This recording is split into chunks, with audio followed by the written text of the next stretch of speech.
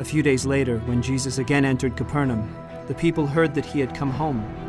They gathered in such large numbers that there was no room left, not even outside the door, and he preached the word to them. Some men came, bringing to him a paralyzed man, carried by 4 of them. Since they could not get him to Jesus because of the crowd, they made an opening in the roof above Jesus by digging through it, and then lowered the mat the man was lying on. When Jesus saw their faith, he said to the paralyzed man, "Son, your sins are forgiven." Now some teachers of the law were sitting there, thinking to themselves, "Why does this fellow talk like that? He's blaspheming." Who can forgive sins but God alone? Immediately Jesus knew in his spirit that this was what they were thinking in their hearts, and he said to them, Why are you thinking these things? Which is easier, to say to this paralyzed man, "Your sins are forgiven," or to say, "Get up, take your mat and walk"? But I want you to know that the Son of Man has authority on earth to forgive sins. So he said to the man, I tell you, get up, take your mat, and go home. He got up, took his mat, and walked out in full view of them all. This amazed everyone, and they praised God, saying, We've never seen anything like this. Once again Jesus went out beside the lake. A large crowd came to him, and he began to teach them.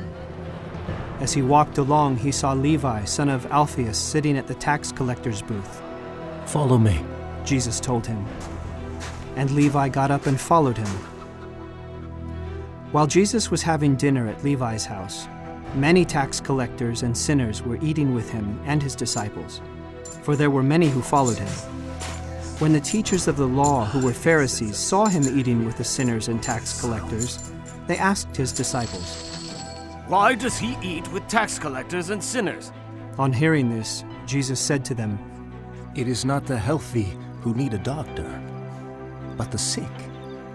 I have not come to call the righteous, but sinners. Now John's disciples and the Pharisees were fasting. Some people came and asked Jesus, How is it that John's disciples and the disciples of the Pharisees are fasting, but yours are not? Jesus answered, How can the guests of the bridegroom fast while he is with them? They cannot, so long as they have him with them. But the time will come when the bridegroom will be taken from them, and on that day they will fast. No one sews a patch of unshrunk cloth on an old garment. Otherwise the new piece will pull away from the old, making the tear worse. And no one pours new wine into old wineskins, otherwise the wine will burst the skins, and both the wine and the wineskins will be ruined. No, they pour new wine into new wineskins. One Sabbath, Jesus was going through the grain fields, and as his disciples walked along, they began to pick some of the heads of grain. The Pharisees said to him, Look, why are they doing what is unlawful on the Sabbath? He answered, Have you never read what David did when he and his companions were hungry and in need? In the days of Abiathar, the high priest, he entered the house of God and ate the consecrated bread, which is lawful only for priests to eat, and he also gave some to his companions. Then he said to them, The Sabbath was made for man, not man for the Sabbath. So, the Son of Man is Lord even of the Sabbath.